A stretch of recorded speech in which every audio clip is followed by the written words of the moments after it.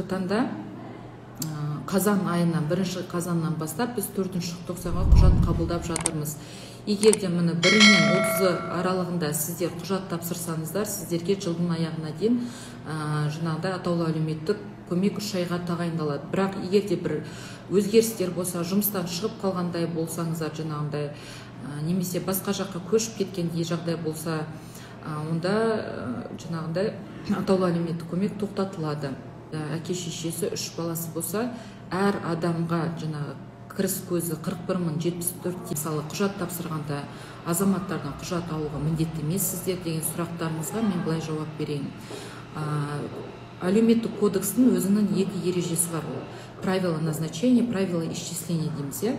Правила назначениеда бізде жаңағындай екінші тармағының 10-шы пунктін ашатын болсақ, бұнда жаңағы өтініш беруші өзінің егер қолында құжаты болып тұрып, өзі тапсырып отырса, онда ол болады дейді.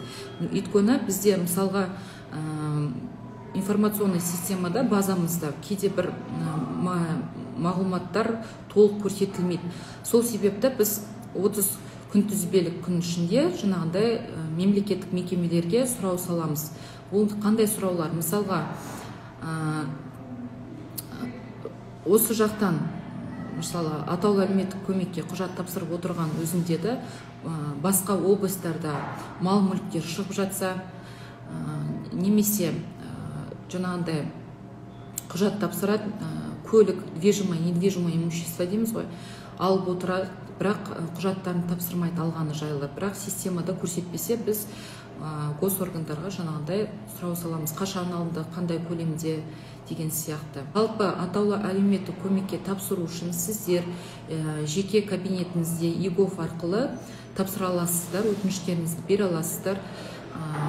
Ол 15 күн ішінде біз қарастырамыз. Егер мемлекеттік мекемелерге жаңағындай сұрау салатын болсақ, онда 30 күн тізбелік ішінде.